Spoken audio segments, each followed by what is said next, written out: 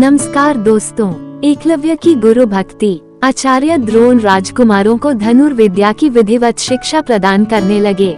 उन राजकुमारों में अर्जुन के अत्यंत प्रतिभावान तथा गुरु भक्त होने के कारण वे द्रोणाचार्य के प्रिय शिष्य थे। द्रोणाचार्य का अपने पुत्र अश्वत्थामा पर भी विशेष अनुराग था, इसलिए धनुर्विद्या में वे भी सभी राजकुमारों में अग्रणी थे, किंतु अर्जुन अश्वत्थामा से भी अधिक प्रतिभावान थे। एक रात्रि को गुरु के आश्रम में जब सभी शिष्य भोजन कर रहे थे, तभी अकस्मात हवा के झोंके से दीपक बुझ गया। अर्जुन ने देखा अंधकार हो जाने पर भी भोजन के कौर को हाथ मुंह तक ले जाता है। इस घटना से उन्हें ये समझ में आया कि निशाना लगाने के लिए प्रकाश से अधिक अभ्यास की आवश्यकता है और वे रात्रि के अंधकार में निशाना लगाने का अभ्यास करना आरंभ कर दिया। गुरु द्रोण उनके इस प्रकार के अभ्यास से अत्यंत प्रसन्न हुए। उन्होंने अर्जुन को धनुर्विद्या के साथ ही साथ गदा, तोमर, तलवार आदि शस्त्रों के प्रयोग में निपुण कर दिया। उन्हीं दिनों हिरण्याधनु नामक निषाद का पुत्र एकलव्य भी धनुर्विद्या सीखने के उद्देश्य से द्रोणाचार्य के आश्रम में आया, किंतु निम्न वर्ण का होने के कारण द्रोणाचार्य ने उसे अपना शिष्य बनाना स्वीकार नहीं किया। निराश होकर एकलव्य वन में चला गया। उसने द्रोणाचार्य की एक मूर्ति बनाई और उस मूर्ति को गुरु मानकर धनुर्विद्या का अभ्यास करने लगा। एकाग्रचित्त से साधना करते हुए अल्पकाल में ही वह धनुर्विद्या में अत्यंत निपुण हो गया। एक दिन सारे राजकुमार गुरु द्रोण के साथ आखेट के लिए उसी वन में गए जहां पर एकलव्य आश्रम बनाकर धनुर्विद्या का अभ्यास कर रहा था।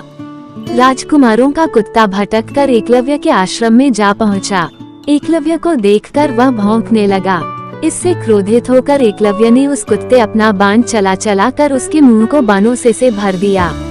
एकलव्य ने इस कौशल से बाण चलाए थे कि कुत्ते को किसी प्रकार की चोट नहीं लगी, किंतु बाणों से बिंध जाने के कारण उसका भौंकना बंद हो गया। कुत्ते के लौटने पर जब अर्जुन ने धनुर्विद्या के उस कौशल को देखा तो वे द्रोणाचार्य से बोले, हे गुरुदेव, इस कुत्ते के मुंह में जिस कौशल से बाण चलाए गए हैं उससे तो प्रतीत होता है कि यहाँ पर कोई मुझसे भी बड़ा धनुर्धर रहता है।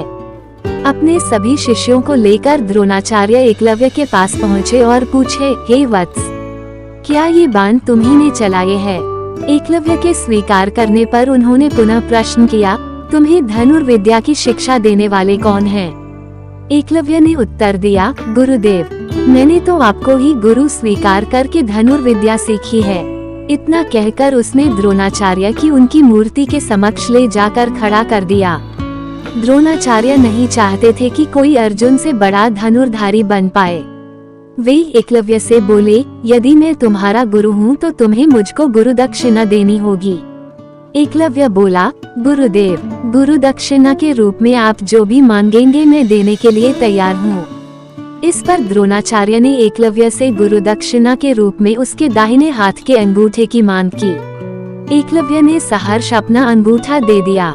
इस प्रकार एकलव्य अपने हाथ से धनुष चलाने में असमर्थ हो गया तो अपने पैरों से धनुष चलाने का अभ्यास करना आरंभ कर दिया।